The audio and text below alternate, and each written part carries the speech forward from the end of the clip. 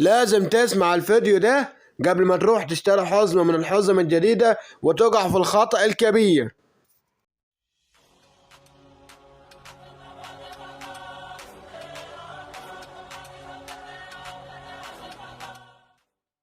السلام عليكم ورحمة الله وبركاته. فيديو جديد. في البداية كده وقبل أي حاجة انزل اشترك في القناة يا صاحبي وفعل الجرس، اللايك الجميل بتاعك.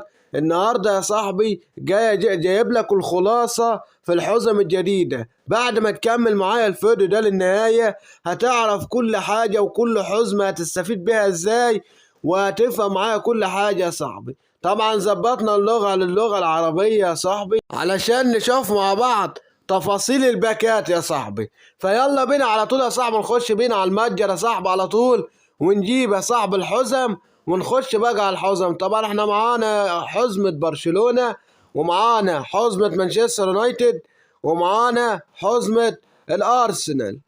طبعا يا جدعان الحزم دي كل حزمة ب1500 كوينز زي ما انت شايف قدامك. فلما نيجي نخش يا صاحبي كده على حزمة برشلونة مع بعض ونجيب التفاصيل، هتلاقيه بيقول لك تتميز هذه الحزمة بالمدير تشافي مع قوة التحكم في الكورة. يعني ايه؟ يعني بيقول لك يا صاحبي ان تشافي بيزود نقطة في التحكم في الكورة. بيلعب طبعا الاستحواذ بتاع 85 يا صاحبي زي ما انت شايف قدامك. طبعا يبقى المدرب ده بيلعب استحواذ، ولكن النقط اللي بيزودها للعيبة بيزودها في التحكم في الكورة. فأنا مش هستفيد بالتحكم في الكورة في الاستحواذ. أنا الاستحواذ يا صاحبي عايز تمريرات منخفضة، يزود لي نقط في التمريرات المنخفضة. اللي هستفيد من الاستحواذ لما يزود لي نقط في التحكم في الكورة. ولكن يا صاحبي أنت ممكن لو هتجيب حزمة برشلونة عشان تلعب باللعيبة بس، لكن المدرب مش هتستفيد بيه. طبعا معاك ليفاندوسكي، ديونج، جاندوجان يا صاحبي، كوندي، دول تلعب بيهم طبعا. اشتيجن، بدري، جافي، عندك جواو كانسيلا يا صاحبي، وفيليكس تلعب بيه، الواد كريستنسن يتلعب بيه يا جدعان. سيرجيو روبرتو ده في صفيح الزبالة على طول وارميه. فبس يا جدعان هو ده بقى برشلونة. تلعب استحواذ عشان تلعب بالمدرب مش هتستفيد بتشافي.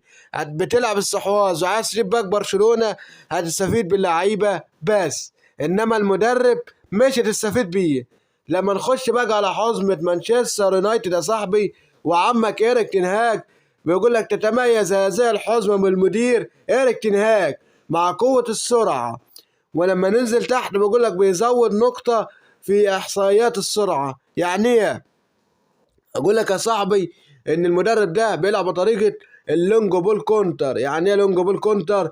يعني كرات طويله مرتده يا صاحبي، يعني هجمات مرتده ولكن مش هجمات على الارض، كور طويله يا صاحبي. فالمدرب ده بيزود لك السرعه في الباص، بيخلي لك اللاعب لما تعمل سرو لوب او كره عرضيه بيخليها اسرع. اللاعب طبعا احنا عارفين ان اللاعب بيقعد ساعه عشان يعمل الباص، ولكن يا جدعان هو بيزود لك السرعه. لما نخش كده على الباك يا صاحبي عندك كازاميرو وبرونو فرنانديز، ساندرو مارتينيز، الواد ميسون ماونت، راشفورد، فاران، عندك اونانا، اريكسن. طبعا العمل اللي فوق يا جدعان اتلعب بيها، لكن من اول اريكسن والواد هويلاند والواد ليندلوف ممكن تستفيد بهم دكه، لكن اساسي لا. وان بيساكا يتلعب بيه اساسي عادي يا صاحبي، لان لعبه اسطوره طبعا وان بيساكا. فيا جدعان ده اللي عمله قدامك. مانشستر يونايتد بتلعب لونج بول كونتر، هاتها يا صاحبي وانت مغمض هتستفيد بيها جدا. فدي الخلاصه في باك مانشستر يونايتد. لما نخش بقى على الباك المتكامل، اقوى واحسن باك فيهم، تختلف او تتفق معايا اكتب لي يا صاحبي في الكومنتات. طبعا يا جدعان باك ارسنال هنا بيقول لك تتميز هذه الحزمه بالمدير ميكيل ارتيتا مع قوة التمريرات المنخفضة. بس نقف هنا يا صاحبي، هنا بيقول لك بيزود نقطة في إحصائيات التمريرات المنخفضة. طب هو بيلعب ايه؟ بيلعب استحواذ. احنا كده ممتاز يا صاحبي. يعني انت بتلعب استحواذ هات ارسنال وانت مغمض. ليه؟ لانه بيزود لك التمريرات المنخفضة. طب ايه الفرق ما بين ارسنال وبرشلونة؟ في ارسنال يا صاحبي المدرب بيزود نقط في التمريرات المنخفضة.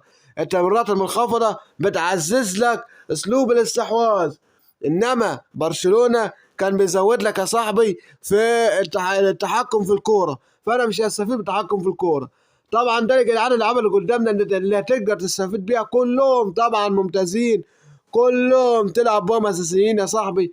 عندك بين وايت بيلعب ار بي وسي بي على فكره، ممكن تستفيد بيه برضه كجوكر على الدكه.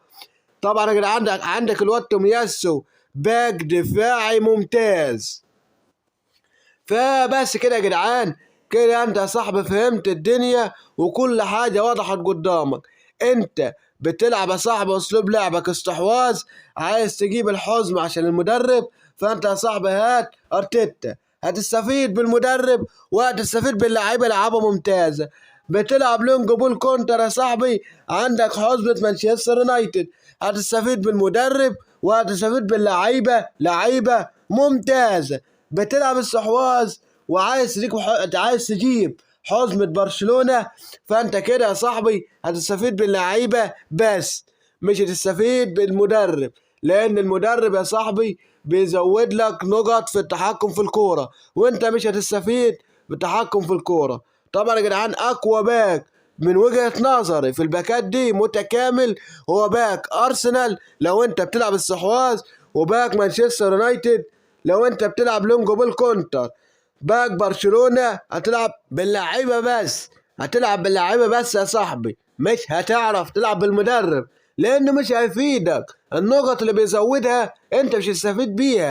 لما تكون بتلعب استحواذ فانت مش محتاج نقط في التحكم في الكورة، انت محتاج نقط في التمريرات المنخفضة. فبس يا صاحبي اتمنى ان انت تكون استفدت معاه في الفيديو. شارك الفيديو مع اصحابك، اشترك في القناه وفعل الجرس، اللايك الجميل. محتاج اي حاجه اكتبها لي في الكومنتات، مش هتاخر عليكم. اشوفك في فيديوهات تانية كتير. سلام يا صاحبي.